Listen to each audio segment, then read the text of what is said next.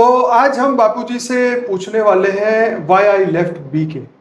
ब्रह्मा कुमारी में उनकी यात्रा कैसी रही, जीवन की यात्रा कैसी रही, उन्होंने बीके क्यों छोड़ा, उससे भी आगे और संस्था में भी गए, वो भी क्यों छोड़ा, और अंत में जैसे आज से 25-26 साल पहले विश्व परिवर्तक ईश्वर विद्यालय की स्थापना क्यों की। देखो, मैं ब्रह्मा कुमारी में 1987 में गया था।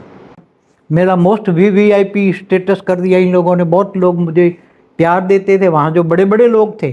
इवन दादी प्रकाश मणि भी मुझे पर्सनली अपने रूम में बुलाकर बात करती थी अच्छी तरह। मगर वहाँ जब उन्होंने मुझे आत्मा का परिचय कराया कि मैं आत्मा हूँ, मैं कौन हूँ, तो मैं आत्मा हूँ, तो मुझे बहुत अच्छा लगा। क्योंकि वो दुनिया में तो किसी ने नहीं बोला, भक्ति मार्ग में भी किसी ने नहीं बोला कि मैं आत्मा हूँ। तो मेरे को वो पहला दिन का पार्ट बहुत अच्छा लगा। मैं कौन हूँ, मैं कौन हूँ।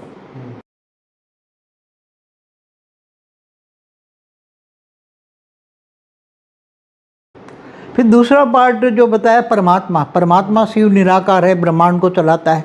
पूरा ब्रह्मांड का चित्र बताया उन्होंने। ब्रह्मांड में परमधाम में निराकारी आत्माएं होती हैं, बीच में सूक्ष्मवतन बताया, फिर नीचे स्थूलवतन बनाया। वो ब्रह्मांड का तीनों लोक का चित्र मेरे को वो बुक में था। तीसरा वर्ल्ड ड्रामा की सत्युग त्रेता द्वापर कलयुग 5000 साल का वर्ल्ड ड्रामा है। तो वो भी तो हमने तो शास्त्र पढ़े ही नहीं थे उसी टाइम पर, तो ज्ञान तो था ही नहीं जी। उन्होंने जो कहा वो मान लिया हमने। मैं 5000 साल का वर्ल्ड ड्रामा सत्युग त्रेता द्वापर कलयुग 1250 साल का एक 5000 साल का वर्ल्ड ड्रामा, और हूबहू रिपीट होता है, और शास्त्र सारे झूठे हैं। त्रिमूर्ति के चित्र में दादा लेखराज को ब्रह्मा का स्थान दिखा दिया कि ये ब्रह्मा है, और दिमाग में है कि तो विष्णु शंकर का है।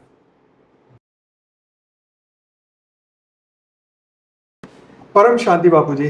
परम शांति, परम शांति। सभी का स्वागत है, परम परम स्वागत है बापूजी की ये यूट्यूब चैनल बापूजी दशरथ भाई पटेल में। एक हमारी और भी चैनल है स्पिरिचुअल पॉडकास्ट विद अनंत। तो आज हम बापूजी से पूछने वाले हैं व्हाई आई लेफ्ट बीके।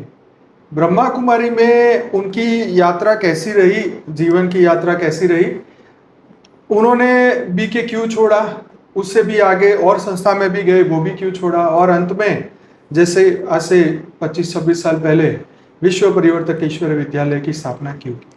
तो आज हम बापूजी से पूरा गहराई में समझने वाले हैं कि बीके में जो उनका एक्सपीरियंस रहा और बीके छोड़ने का कारण क्या था।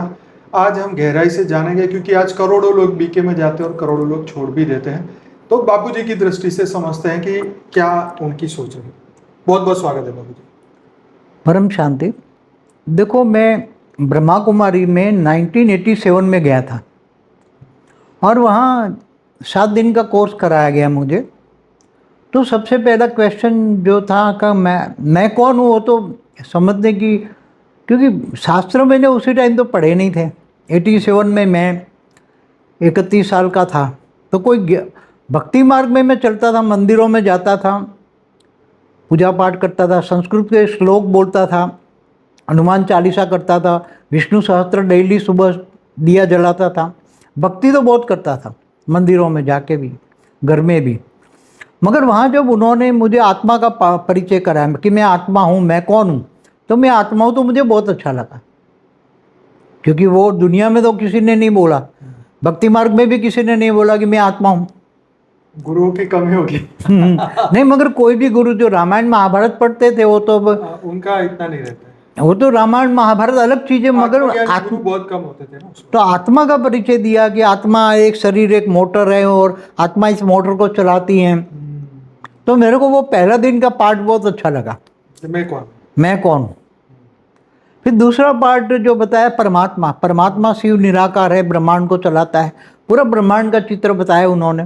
ब्रह्मांड में परमधाम में निराकारी आत्माएं होती हैं, बीच में सूक्ष्मवतन बताया, फिर नीचे स्थूलवतन बनाया। वो ब्रह्मांड का तीनों लोक का चित्र मेरे को वो बुक में था। तो वो मैंने पढ़ा। परमात्मा शिव निराकार है, उसको याद करने से आत्मा पावर होती, आत्मा स्वरूप में। फिर तीसरा वर्ल्ड ड्रामा की सत्युग त्रेता द्वापर कलयुग 5000 साल का वर्ल्ड ड्रामा है। तो वो भी तो हमने तो शास्त्र पढ़े ही नहीं थे उसी टाइम पर, तो ज्ञान तो था ही नहीं जी। उन्होंने जो कहा वो मान लिया हमने। भाई शास्त्र तीसरे में 5000 साल का वर्ल्ड ड्रामा सत्युग त्रेता द्वापर कलयुग 1250 साल का एक 5000 साल का वर्ल्ड ड्रामा, और हूबहू रिपीट होता है, और शास्त्र सारे झूठे हैं। पहले दिन बता दिया आपको? नहीं, ये वर्ल्ड ड्रामा के दिन बताए, पहले 2 दिन नहीं पहले बताए। नहीं बोलते, लास्ट। आत्मा परमात्मा तो अच्छा लगा ना। अच्छा लगा। अब 2 दिन आत्मा परमात्मा का जब अच्छा कंसेप्ट लगा, एकदम बहुत बढ़िया। ब्रह्मांड में विचित्र देखा, निराकारी परमधाम सूक्ष्मोतन में ब्रह्मा विष्णु शंकर बैठे हैं, और फिर स्थूलोतन में मनुष्य सृष्टि है, और सारी मनुष्य सृष्टि अब सारी ऑक्सीजन पर जी रही हैं। एक चित्र बताएं, एक पृथ्वी के ऊपर एक बोतल लगा दी है। हाँ, पूरी ऑक्सीजन पर जी रही, बोतल लगा दी है। और सारी धरती पर। चेहरा दिखता हाँ, कोई आत्मा का परिचय नहीं देता, स्व का परिचय नहीं देता। तो मुझे स्व का परिचय आत्मस्वरूप, और मुझे वो बहुत अच्छा लगा। फिर परमात्मा निराकार है, वो भी अच्छा। शिव को तो हम पूछते ही थे, शिव मंदिर जाते ही थे बचपन से। फिर सतयुग देता तो सतयुग में बताया कि कृष्ण का राज होगा, वो बड़ा होगा तो लक्ष्मी नारायण बनेगा। सतयुग में 8 लक्ष्मी नारायण के राज होंगे, 8 राधा कृष्ण होंगे, 150 साल का उनका राज होगा। फिर राम राज आएगा, राम 12 सीता होगी त्रेता में। फिर द्वापर से फिर अलग अलग धर्मों का राज आएगा। तो वो झाड़ का चित्र बनाया, चौथे दिन झाड़ का चित्र बनाया, कल्पवृक्ष बोलते हैं उसको। कल्पवृक्ष, हाँ, जो एक पेड़ होता है। हाँ, उसके अंदर बताया कि जड़ों में ये ब्रह्मा कुमारी वाले बैठे हैं, जड़ों में मतलब ब्रह्मा कुमारी, और उससे ऊपर तना, और तने के बाद तने से ऊपर द्वापर आ गया ना, तो द्वापर में चारों ओर यहाँ बौद्धि बताए, बौद्ध धर्म आया। फिर वहाँ इस सामने इस्लाम आया, इस्लाम में फिर ये सब भी बताए, इस्लाम में यहूदी आए ये सब। फिर इसके बाद में ईसाई आए, फिर मोहम्मद आए, ये सब धर्म, ये झाड़ का यहाँ जैन आए, बौद्ध आए इधर। फिर धीरे धीरे अनेक धर्म मठ पंच संप्रदाय बढ़ते गए। तो उसी टाइम जब मैं जा रहा था तो 500-550 करोड़ पॉपुलेशन थी उसी टाइम, मतलब धरती की पॉपुलेशन। हाँ, तो ये सतयुग की शुरुआत में 9 लाख बनाते, 9 लाख पहला सारी दुनिया का विनाश हो जाएगा। फिर 5वें चित्र में वो बताया, 5वां मतलब पूरी दुनिया आग में झुलस रही है, पूरा 3rd वर्ल्ड वॉर हो रहा है, परमाणु बॉम्ब फट रहे हैं, नेचुरल कैलेमिटी आ रही है। केवल 9 लाख बचेंगे, वो माउंट आबू में जाएंगे, और 9 लाख वहाँ माउंट आबू में बचेंगे। वो उन्होंने बताया, हमने मान लिया, हमने कुछ नॉलेज ही नहीं था हमारे पास। तो फिर ऐसे ही पूरा ज्ञान ले लिया, हमें ज्ञान तो समझने, क्योंकि मैं वकील था, इनकम टैक्स लॉयर था, तो बुद्धि समझने की शक्ति बहुत थी ना। अब बार बार वहाँ माउंट आबू जाने लगा, वहाँ सबको देखने लगा। वहाँ मेरा मोस्ट VVIP स्टेटस कर दिया इन लोगों ने, बहुत लोग मुझे प्यार देते थे वहाँ, जो बड़े बड़े लोग थे। इवन दादी प्रकाश मणि भी मुझे पर्सनली अपने रूम में बुलाकर बात करती थी अच्छी तरह। तो मेरा वहाँ बहुत मोस्ट VVIP था, क्योंकि वहाँ शिव बाबा के नाम पर सब कुछ स्वाहा करने वाला था मैं, और बहुत कुछ इनकम टैक्स लॉयर, इसमें भी रेड केस करने वाला, कोई धन की तो कमी होती ही नहीं थी उसी टाइम पर। तो फिर बाद में जब मैं आत्मस्वरूप की बहुत सबसे ज़्यादा मैंने डे बाय डेली सुबह में 3 बजे उठकर आत्मस्वरूप की बहुत ही मतलब पुरुषार्थ किया। आत्मस्वरूप, एकदम आत्मस्वरूप। पहले मेरे को दिमाग में आ गया मैं स्वयं को पहचानूँ, मैं स्वयं को पहचानूँ, आत्मस्वरूप। तो वहाँ एक नीले नगर सेंटर था, वहाँ एक छोटा सा योग रूम बनाया था। वहाँ हर संडे सुबह में 8 से रात को 8 बजे तक मैं केवल पानी पीकर, सुबह में चाय पिए, बाद में पूरे दिन पानी पीकर, क्योंकि जितना खाओगे नहीं तो हल्के रहोगे तो योग अच्छा लगेगा। बल्कि मैं तो अगले दिन के शाम को भी खाना नहीं खाता था, सर हल्को करने के लिए, मतलब फास्ट करते हैं ना भक्ति मार्ग में, फास्ट उपवास। तो मेरे को फास्टिंग भी अच्छा लगता, कम खाना भी अच्छा लगता था, और मैं एकदम आत्मस्वरूप, तो इतना आत्मस्वरूप बन जाता था, इतना आत्मस्वरूप, लाइट पूरी बॉडी हो जाती थी। आपका शरीर तो बहुत भारी था ना उस वक्त? उसी टाइम तो बहुत भारी था, उसी टाइम थोड़ा भारी था, मगर बाद में बढ़ने लगा। 87, 88, 89, 90, फिर उसी टाइम रामायण आया। तो उन लोगों ने बोला रामायण नहीं देखना है आपको, रामायण झूठी है, झूठी कहानी है। रामानंद सागर का रामायण, रामानंद सागर का शुरू में आया ना DD1 पर। 92 में से आता है। नहीं, ये मेरे ख्याल से 88 या 89 में आया होगा। अच्छा। 88 या 89 में आया होगा। दूरदर्शन पे आता था। फिर भी मैं देखता था। अच्छा। फिर भी मना था तो भी मैं देखता था।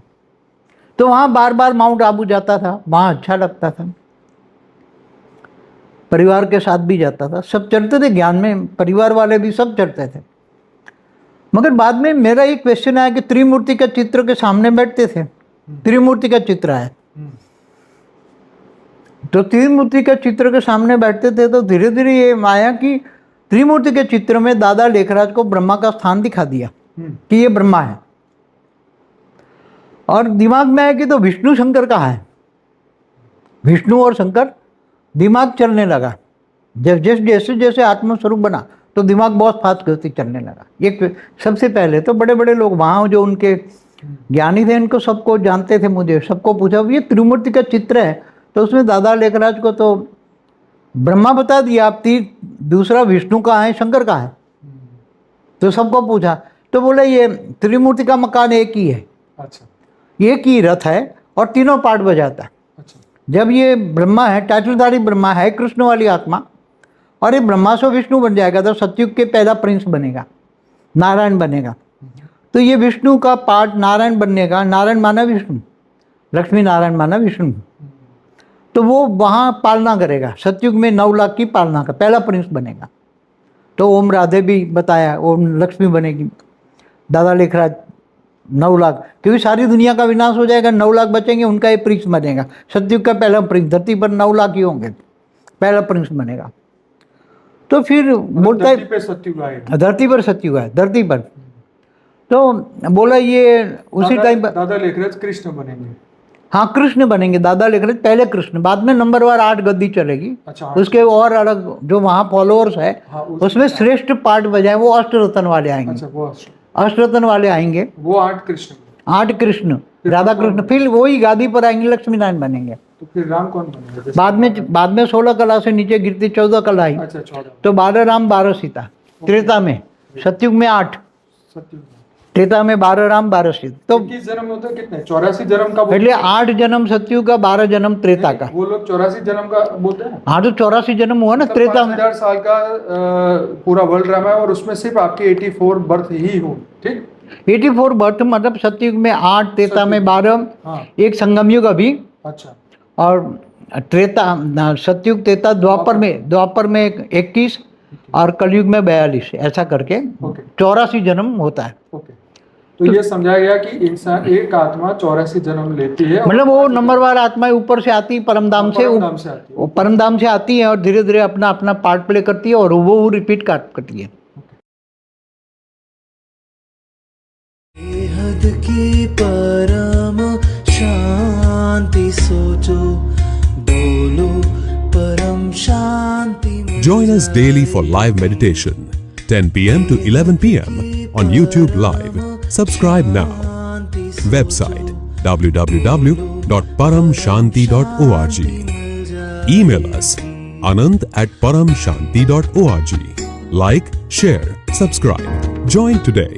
बेहद की परम शांति सोचो।